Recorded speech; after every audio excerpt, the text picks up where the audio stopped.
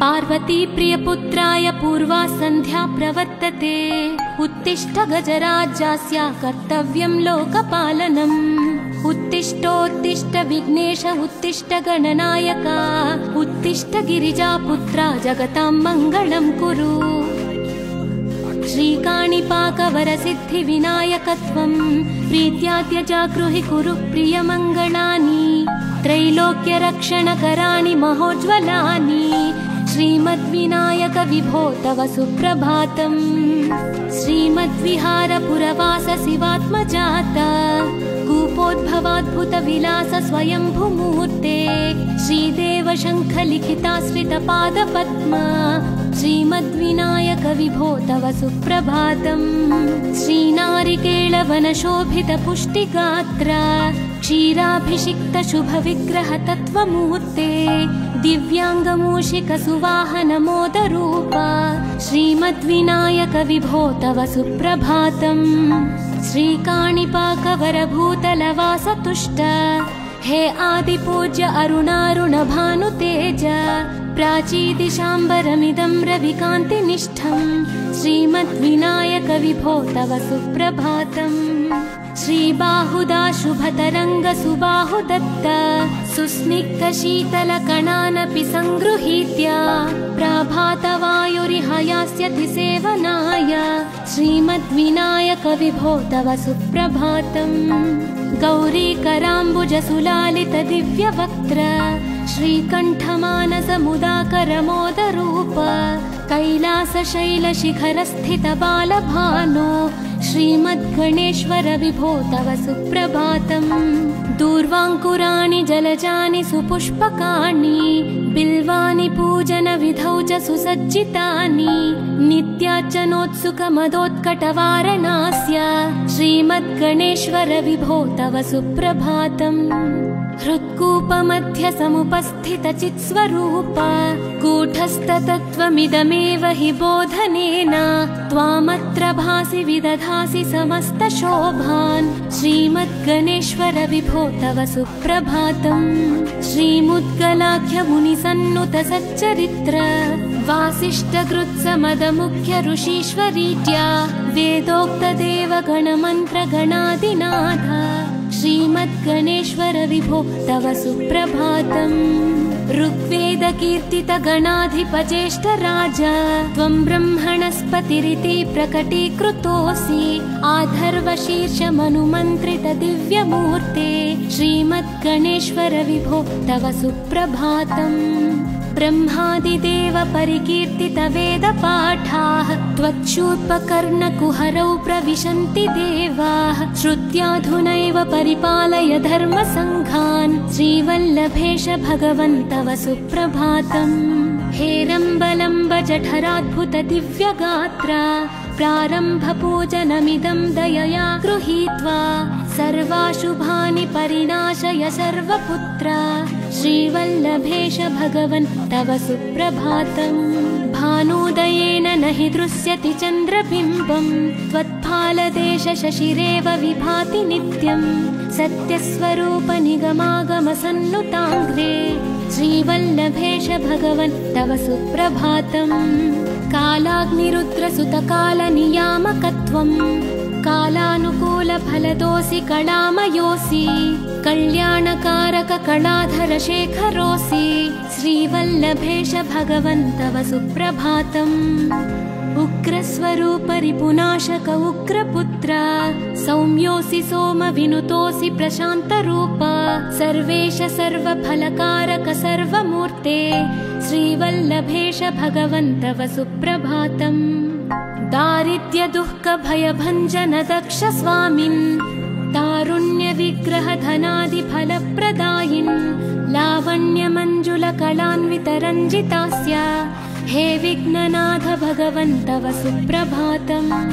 गम्भीर तुष्ट गणराज गकार पूज्य। गान्धर्वगान परिवर्तित नादमूर्ते। गाङ्गेय गण्य गणिताधिक कलास्वरूप। श्रीमद्विनायक विभो तव सुप्रभातम्। मूलादिचक्र निलयोच्युत योगमूर्ते। त्वामादिदेवमनुचिन्त्य तरन्ति भक्ताः रागादिदोषपरिहारकवेदवेद्या हे विघ्ननाथ भगवन् तव सुप्रभातम् लक्ष्म्यादिशक्तियुतशक्ति गणेश्वरोऽसि दिव्याक्षरोऽसि शुभमन्त्रविराजितोऽसि तन्त्रादिभिर्नुतनतेष्टतवल्लभेश हे विघ्ननाथ भगवन् तव सुप्रभातम् नागोपवीतधरनाथ विनोदचित्त नागास्य नाशित महाघनतानुरक्त आनन्दतुन्दिलतनो बहिरान्तरस्थ हे विघ्ननाथ भगवन् तव सुप्रभातम् भद्रे भवक्त्र नवभद्रद भद्रतेज रुद्रप्रियात्मज मदद्रव शक्तियुक्त आद्रीशजा मधुरवत्सलता निधान हे विघ्ननाथ भगवन् तव सुप्रभातम् सर्वार्थसिद्धिफलदायक बुद्धिदायिन् विघ्नात्रिवज्र परिपूज्य चतुर्थी काले भद्रं पदं दिशसि भक्तगणार्थितोऽसि हे विघ्ननाथ भगवन् तव सुप्रभातम् बालादिभव्य बहुरूपधरोऽसि देव चिन्तामणिस्त्वमसि सर्वफलप्रदोऽसि त्वन्नाम दिव्यमणिरस्ति जगद्धिताय हे विघ्ननाथ भगवन् तव सुप्रभातम्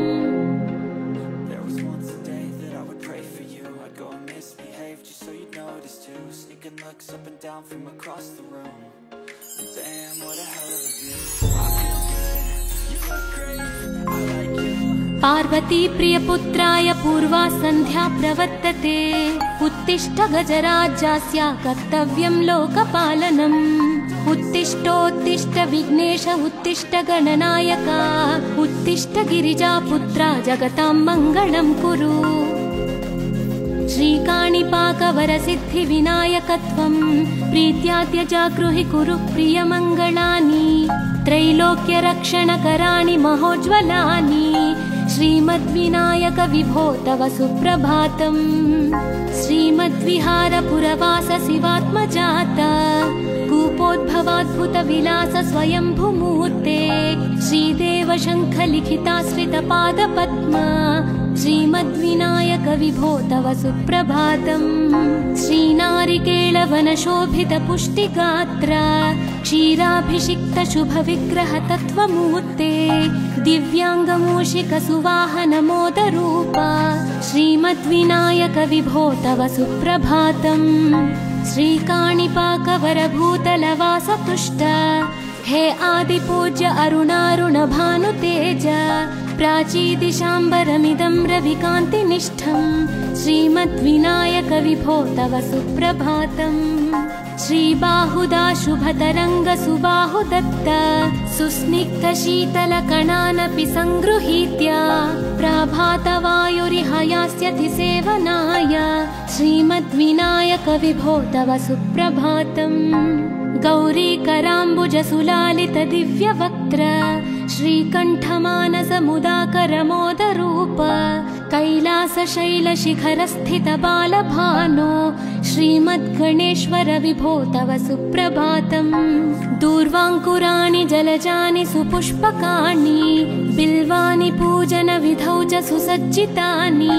नित्यार्चनोत्सुकमदोत्कटवारणास्य श्रीमद्गणेश्वर विभो तव सुप्रभातम् हृत्कूपमध्य समुपस्थितचित्स्वरूप कूटस्थतत्त्वमिदमेव हि बोधनेन त्वामत्र भासि विदधासि समस्तशोभान् श्रीमद्गणेश्वर विभो तव सुप्रभातम् श्रीमुद्गलाख्य मुनिसन्नुत सच्चरित्र वासिष्ठकृत्समदमुख्य ऋषीश्वरीत्या वेदोक्तदेव गणमन्त्र गणादिनाथ श्रीमद्गणेश्वर विभो तव सुप्रभातम् ऋग्वेदकीर्तित गणाधिपज्येष्ठ राजा त्वं ब्रह्मणस्पतिरिति प्रकटीकृतोऽसि आधर्वशीर्षमनुमन्त्रित दिव्यमूर्ते श्रीमद्गणेश्वर विभो तव सुप्रभातम् ब्रह्मादिदेव परिकीर्तित वेदपाठाः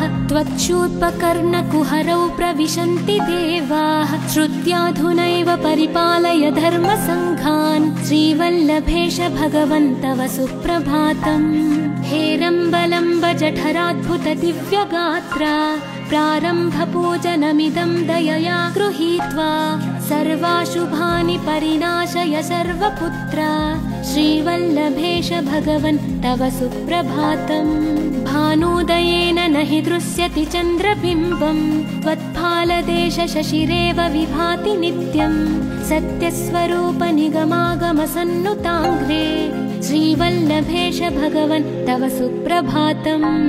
कालाग्निरुद्रसुतकालनियामकत्वम् कालानुकूलफलदोऽसि कलामयोऽसि कल्याणकारक कलाधर शेखरोऽसि श्रीवल्लभेश भगवन् तव सुप्रभातम्। उग्रस्वरूप रिपुनाशक उग्रपुत्र सौम्योऽसि सोमविनुतोऽसि प्रशान्तरूप सर्वेश सर्वफलकारक सर्वमूर्ते श्रीवल्लभेश भगवन् तव सुप्रभातम्। दारिद्र्य दुःख भयभञ्जन दक्ष स्वामिन् तारुण्य विग्रह धनादिफलप्रदायिन् लावण्य मञ्जुल कलान्वित रञ्जितास्य हे विघ्ननाथ भगवन् तव सुप्रभातम्। गम्भीज तुष्ट गणराज गकार पूज्य गान्धर्वगान परिवर्तित नादमूर्ते गाङ्गेय गण्य गणिताधिक कला स्वरूप श्रीमद्विनायक विभो तव सुप्रभातम्। मूलादिचक्र निलयोच्युत योगमूर्ते त्वामादिदेवमनुचिन्त्य तरन्ति भक्ताः रागादिदोष परिहारक वेद वेद्या हे विघ्ननाथ भगवन् तव सुप्रभातम्। लक्ष्म्यादिशक्तियुत शक्ति गणेश्वरोऽसि दिव्याक्षरोऽसि शुभमन्त्र विराजितोऽसि तन्त्रादिभिर्नुत नतेष्टत वल्लभेश हे विघ्ननाथ भगवन् तव सुप्रभातम्। नागोपवीत धरनाथ विनोद चित्त नागास्य नाशित महाघनतानुरक्त आनन्द तुन्दिल तनो बहिरान्तरस्थ हे विघ्ननाथ भगवन् तव सुप्रभातम्। भद्रे भवक्त्र नवभद्रद भद्र तेज रुद्रप्रियात्मज मदद्रव शक्तियुक्त आद्रीशजा मधुरवत्सलता निधान हे विघ्ननाथ भगवन् तव सुप्रभातम्। सर्वार्थसिद्धि फलदायक बुद्धिदायिन् विघ्नात्रिवज्र परिपूज्य चतुर्थि काले भद्रं पदं दिशसि भक्तगणार्थितोऽसि हे विघ्ननाथ भगवन् तव सुप्रभातम्। बालादिभव्य बहुरूपधरोऽसि देव चिन्तामणिस्त्वमसि सर्वफलप्रदोऽसि त्वन्नाम दिव्यमणिरस्ति जगद्धिताय हे विघ्ननाथ भगवन् तव सुप्रभातम्।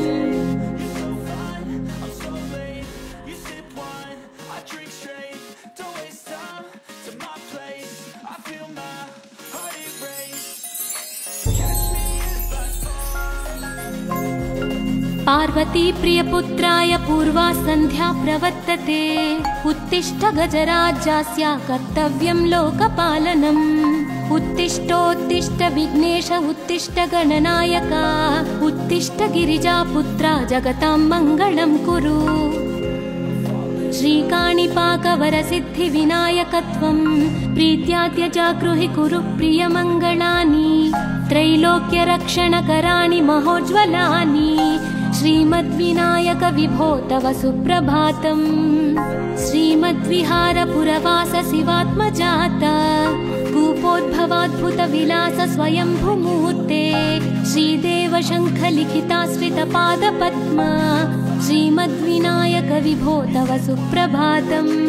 श्रीनारिकेळवन शोभित पुष्टिगात्र क्षीराभिषिक्त शुभ विग्रह तत्त्वमूर्ते दिव्याङ्गमूषिक सुवाहन मोदरूप श्रीमद्विनायक विभो तव सुप्रभातम्। श्रीकाणिपाकवरभूतलवास तुष्ट हे आदिपूज्य अरुणारुण भानुतेज प्राचीदिशाम्बरमिदं रविकान्तिनिष्ठं श्रीमद्विनायक विभो तव सुप्रभातम्। श्रीबाहुदा शुभतरङ्ग सुबाहुदत्त सुस्निग्ध शीतलकणानपि सङ्गृहीत्य प्रभातवायुरिह यास्यति सेवनाय श्रीमद्विनायक विभो तव सुप्रभातम्। गौरीकराम्बुजसुलालित दिव्यवक्त्र श्रीकण्ठमानसमुदाकरमोदरूप कैलासशैलशिखरस्थित बालभानो श्रीमद्गणेश्वर विभो तव सुप्रभातम्।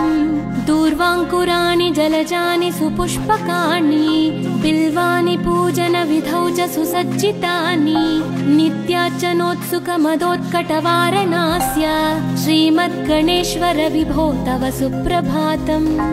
हृत्कूपमध्य समुपस्थित चित्स्वरूप कूटस्थतत्त्वमिदमेव हि बोधनेन त्वामत्र भासि विदधासि समस्तशोभान् श्रीमद्गणेश्वर विभो तव सुप्रभातम्। श्रीमुद्गलाख्य मुनिसन्नुत सच्चरित्र वासिष्ठगृत्समदमुख्य ऋषीश्वरीत्या वेदोक्तदेवगणमन्त्रगणादिनाथ श्रीमद्गणेश्वर विभो तव सुप्रभातम्। ऋग्वेदकीर्तित गणाधिपज्येष्ठ राजा त्वं ब्रह्मणस्पतिरिति प्रकटीकृतोऽसि आधर्वशीर्ष मनुमन्त्रित दिव्यमूर्ते श्रीमद्गणेश्वर विभो तव सुप्रभातम्। ब्रह्मादिदेव परिकीर्तित वेदपाठाः त्वच्छूर्पकर्णकुहरौ प्रविशन्ति देवाः श्रुत्याधुनैव परिपालय धर्मसङ्घान् श्रीवल्लभेश भगवन् तव सुप्रभातम्। हेरम्बलम्ब जठराद्भुत दिव्यगात्र प्रारम्भपूजनमिदं दयया गृहीत्वा सर्वाशुभानि परिनाशय सर्वपुत्र श्रीवल्लभेश भगवन् तव सुप्रभातम्। भानोदयेन न हि दृश्यति चन्द्रबिम्बम् त्वत्फालदेश शशिरेव विभाति नित्यम् सत्यस्वरूप निगमागम सन्नुताङ्घ्रे श्रीवल्लभेश भगवन् तव सुप्रभातम्। कालाग्निरुद्रसुतकालनियामकत्वम् कालानुकूलफलदोऽसि कलामयोऽसि कल्याणकारक कलाधर शेखरोऽसि श्रीवल्लभेश भगवन् तव सुप्रभातम्। उग्रस्वरूप रिपुनाशक उग्रपुत्र सौम्योऽसि सोमविनुतोऽसि प्रशान्तरूप सर्वेश सर्वफलकारक सर्वमूर्ते श्रीवल्लभेश भगवन् तव सुप्रभातम्। दारिद्र्य दुःख भयभञ्जन दक्ष स्वामिन् तारुण्य विग्रह धनादि फलप्रदायिन् लावण्य मंजुल कलान्वित रञ्जितास्य हे विघ्ननाथ भगवन् तव सुप्रभातम्। गम्भीर तुष्ट गणराज गकार पूज्य गान्धर्वगान परिवर्तित नादमूर्ते गाङ्गेय गण्य गणिताधिक कलास्वरूप श्रीमद्विनायक विभो तव सुप्रभातम्। मूलादिचक्र निलयोच्युत योगमूर्ते त्वामादिदेव मनुचिन्त्य तरन्ति भक्ताः रागादिदोष परिहारक वेदवेद्या हे विघ्ननाथ भगवन् तव सुप्रभातम्। लक्ष्म्यादिशक्तियुत शक्ति गणेश्वरोऽसि दिव्याक्षरोऽसि शुभमन्त्र विराजितोऽसि तन्त्रादिभिर्नुत नतेष्टत वल्लभेश हे विघ्ननाथ भगवन् तव सुप्रभातम्। नागोपवीत धरनाथ विनोद चित्त नागास्य नाशित महाघनतानुरक्त आनन्दतुन्दिल तनो बहिरान्तरस्थ हे विघ्ननाथ भगवन् तव सुप्रभातम्। भद्रे भवक्त्र नवभद्रद भद्र तेज रुद्रप्रियात्मज मदद्रव शक्तियुक्त आद्रीशजा मधुरवत्सलता निधान हे विघ्ननाथ भगवन् तव सुप्रभातम्। सर्वार्थ सिद्धि फलदायक बुद्धिदायिन् विघ्नाद्रिवज्र परिपूज्य चतुर्थी काले भद्रं पदं दिशसि भक्तगणार्थितोऽसि हे विघ्ननाथ भगवन् तव सुप्रभातम्। बालादिभव्य बहुरूपधरोऽसि देव चिन्तामणिस्त्वमसि सर्वफलप्रदोऽसि त्वन्नाम दिव्यमणि गतिरस्ति जगद्धिताय हे विघ्ननाद भगवन् तव सुप्रभातम्।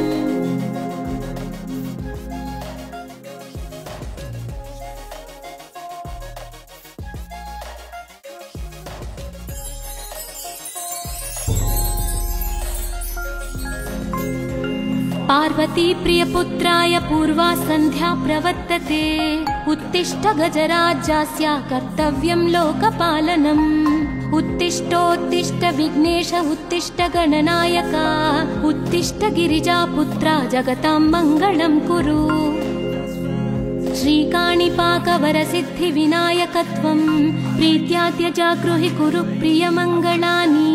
त्रैलोक्यरक्षणकराणि महोज्ज्वलानि श्रीमद्विनायक विभो तव सुप्रभातम्।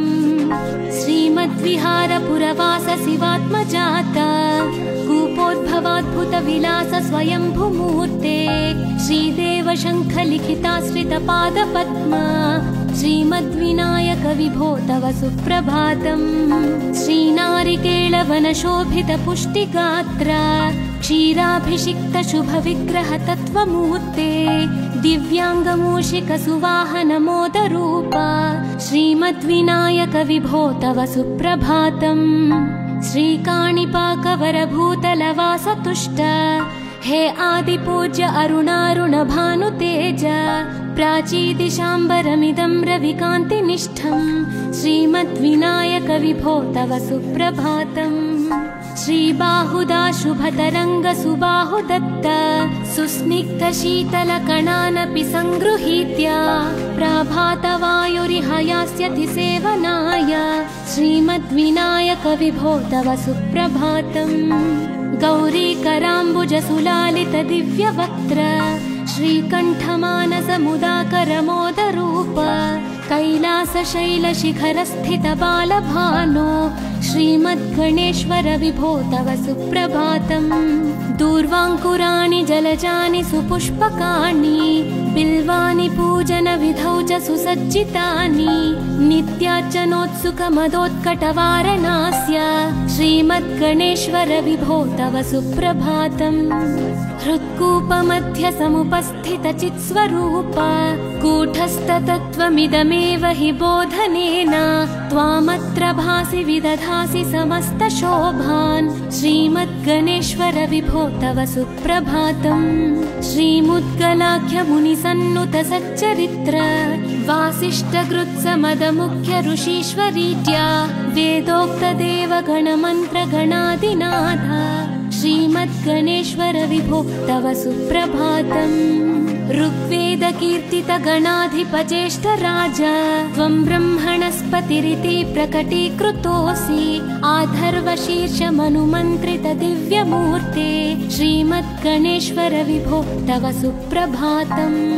ब्रह्मादिदेव परिकीर्तित वेदपाठाः त्वच्छूर्पकर्णकुहरौ प्रविशन्ति देवाः श्रुत्याधुनैव परिपालय धर्मसङ्घान् श्रीवल्लभेश भगवन् तव सुप्रभातम्। हेरम्बलम्ब जठराद्भुत दिव्यगात्र प्रारम्भपूजनमिदं दयया गृहीत्वा सर्वाशुभानि परिणाशय सर्वपुत्र श्रीवल्लभेश भगवन् तव सुप्रभातम्। भानुदयेन न हि दृश्यति चन्द्रबिम्बम् त्वत्फालदेश शशिरेव विभाति नित्यम् सत्यस्वरूप निगमागमसन्नुताङ्घ्रे श्रीवल्लभेश भगवन् तव सुप्रभातम्।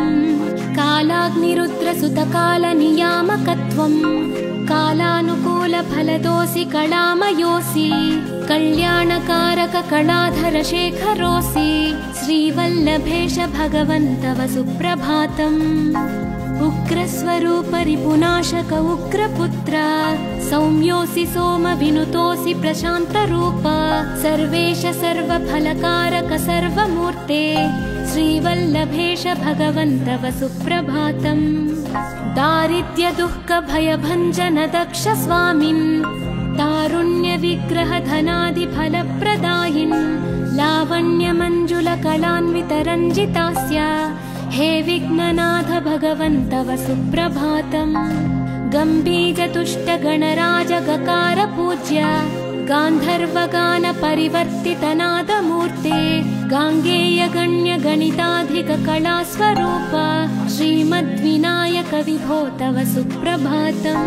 मूलादिचक्रनिलयोच्युतयोगमूर्ते त्वामादिदेवमनुचिन्त्य तरन्ति भक्ताः रागादिदोषपरिहारकवेदवेद्या हे विघ्ननाथ भगवन् तव सुप्रभातम्। लक्ष्म्यादिशक्तियुतशक्ति गणेश्वरोऽसि दिव्याक्षरोऽसि शुभमन्त्रविराजितोऽसि तन्त्रादिभिर्नुतनतेष्टतवल्लभेश हे विघ्ननाथ भगवन् तव सुप्रभातम्। नागोपवीतधरनाथ विनोदचित्त नागास्य नाशित महाघनतानुरक्त आनन्दतुन्दिलतनो बहिरान्तरस्थ हे विघ्ननाथ भगवन् तव सुप्रभातम्।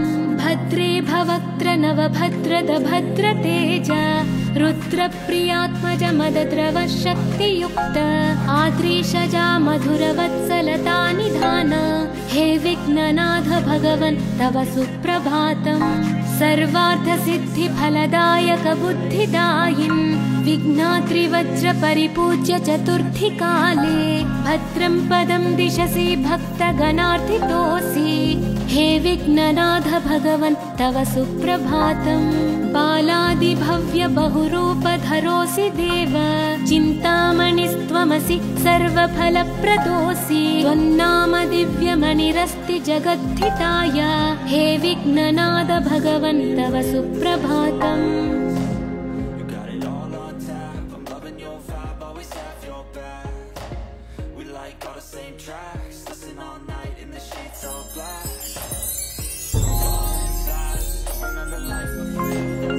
पार्वती प्रियपुत्राय पूर्वा सन्ध्या प्रवर्तते उत्तिष्ठ गजराज्यस्य कर्तव्यं लोकपालनम्। उत्तिष्ठोत्तिष्ठ विघ्नेश उत्तिष्ठ गणनायक उत्तिष्ठ गिरिजापुत्रा जगतां मङ्गलं कुरु। श्रीकाणिपाकवरसिद्धिविनायकत्वं प्रीत्याद्य जागृहि कुरु प्रियमङ्गलानि त्रैलोक्यरक्षणकराणि महोज्ज्वलानि श्रीमद्विनायक विभो तव सुप्रभातम्। श्रीमद्विहारपुरवास शिवात्मजाता कूपोद्भवाद्भुतविलास स्वयंभूमूर्ते श्रीदेव शङ्खलिखिताश्रितपादपद्मा श्रीमद्विनायक विभो तव सुप्रभातम्। श्रीनारिकेळवनशोभितपुष्टिगात्र क्षीराभिषिक्त शुभविग्रह तत्त्वमूर्ते दिव्याङ्गमूषिक सुवाहन मोदरूप श्रीमद्विनायक विभो तव सुप्रभातम्। श्रीकाणिपाकवरभूतलवासतुष्ट हे आदिपूज्य अरुणारुण भानुतेज प्राचीदिशाम्बरमिदं रविकान्तिनिष्ठं श्रीमद्विनायक विभो तव सुप्रभातम्। श्रीबाहुदा शुभतरङ्ग सुबाहुदत्त सुस्निग्ध शीतलकणानपि सङ्गृहीत्य प्राभातवायुरिहायास्यति सेवनाय श्रीमद्विनायक विभो तव सुप्रभातम्। गौरीकराम्बुजसुलालित दिव्यवक्त्र श्रीकण्ठमानसमुदाकरमोदरूप कैलासशैलशिखरस्थित बालभानो श्रीमद्गणेश्वर विभो तव सुप्रभातम्। दूर्वाङ्कुराणि जलजानि सुपुष्पकाणि बिल्वानि पूजनविधौ च सुसज्जितानि नित्यार्चनोत्सुकमदोत्कटवारणास्य श्रीमद्गणेश्वर विभो तव सुप्रभातम्। हृत्कूपमध्य समुपस्थितचित्स्वरूप कूटस्थतत्त्वमिदमेव हि बोधनेन त्वामत्र भासि विदधासि समस्तशोभान् श्रीमद्गणेश्वर विभो तव सुप्रभातम्। श्रीमुद्गलाख्य मुनिसन्नुत सच्चरित्र वासिष्ठकृत्समदमुख्य ऋषीश्वरीत्या वेदोक्तदेव गणमन्त्र गणादिनाथ श्रीमद्गणेश्वर विभो तव सुप्रभातम्। ऋग्वेदकीर्तित गणाधिपज्येष्ठ राजा त्वं ब्रह्मणस्पतिरिति प्रकटीकृतोऽसि। आधर्वशीर्षमनुमन्त्रित दिव्यमूर्ते श्रीमद्गणेश्वर विभो तव सुप्रभातम्। ब्रह्मादिदेव परिकीर्तित वेदपाठाः त्वच्छूर्पकर्णकुहरौ प्रविशन्ति देवाः। श्रुत्याधुनैव परिपालय धर्मसङ्घान् श्रीवल्लभेश भगवन् तव सुप्रभातम्। हेरम्बलम्ब जठराद्भुत दिव्यगात्रा प्रारम्भपूजनमिदं दयया गृहीत्वा सर्वाशुभानि परिनाशय सर्वपुत्र श्रीवल्लभेश भगवन् तव सुप्रभातम्। भानुदयेन न हि दृश्यति चन्द्रबिम्बम् त्वत्फालदेश शशिरेव विभाति नित्यम्। सत्यस्वरूप निगमागम सन्नुताङ्घ्रे श्रीवल्लभेश भगवन् तव सुप्रभातम्। कालाग्निरुद्रसुतकालनियामकत्वम् कालानुकूलफलदोऽसि कलामयोऽसि। कल्याणकारक कलाधर शेखरोऽसि श्रीवल्लभेश भगवन् तव सुप्रभातम्। उग्रस्वरूप रिपुनाशक उग्रपुत्र सौम्योऽसि सोमविनुतोऽसि प्रशान्तरूप। सर्वेश सर्वफलकारक सर्वमूर्ते श्रीवल्लभेश भगवन् तव सुप्रभातम्। दारिद्र्य दुःख भयभञ्जन दक्ष स्वामिन् तारुण्य विग्रह धनादि फलप्रदायिन्। लावण्य मञ्जुल कलान्वित रञ्जितास्य हे विघ्ननाथ भगवन् तव सुप्रभातम्। गम्भीर तुष्ट गणराज गकार पूज्य गान्धर्वगान परिवर्तित नादमूर्ते गाङ्गेय गण्य गणिताधिक कलास्वरूप श्रीमद्विनायक विभो तव सुप्रभातम्। मूलादिचक्र निलयोच्युत योगमूर्ते त्वामादिदेवमनुचिन्त्य तरन्ति भक्ताः। रागादिदोष परिहारक वेदवेद्या हे विघ्ननाथ भगवन् तव सुप्रभातम्। लक्ष्म्यादिशक्तियुत शक्ति गणेश्वरोऽसि दिव्याक्षरोऽसि शुभमन्त्र विराजितोऽसि। तन्त्रादिभिर्नुतनतेष्टत वल्लभेश हे विघ्ननाथ भगवन् तव सुप्रभातम्। नागोपवीतधरनाथ विनोद चित्त नागास्य नाशित महाघनतानुरक्त। आनन्दतुन्दिलतनो बहिरान्तरस्थ हे विघ्ननाथ भगवन् तव सुप्रभातम्। भद्रे भवक्त्र नवभद्रद भद्रतेज रुद्रप्रियात्मज मदद्रव शक्तियुक्त। आद्रीशजा मधुरवत्सलता निधान हे विघ्ननाथ भगवन् तव सुप्रभातम्। सर्वार्थसिद्धिफलदायक बुद्धिदायिन् विघ्नात्रिवज्र परिपूज्य चतुर्थी काले भद्रं पदं दिशसि भक्तगणार्थितोऽसि हे विघ्ननाथ भगवन् तव सुप्रभातम्। बालादिभव्य बहुरूपधरोऽसि देव चिन्तामणिस्त्वमसि सर्वफलप्रदोऽसि। त्वन्नाम दिव्यमणिरस्ति जगद्धिताय हे विघ्ननाथ भगवन् तव सुप्रभातम्।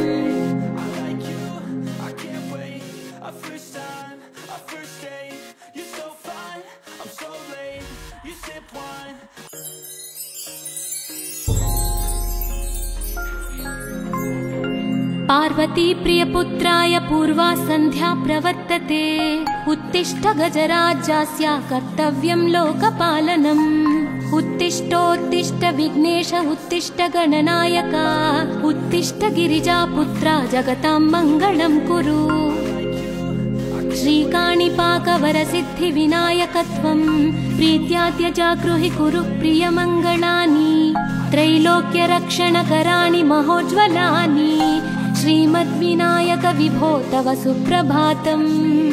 श्रीमद्विहारपुरवास शिवात्मजात कूपोद्भवाद्भुत विलास स्वयंभूमूर्ते श्रीदेव शङ्ख लिखिताश्रित पादपद्म श्रीमद्विनायक विभो तव सुप्रभातम्।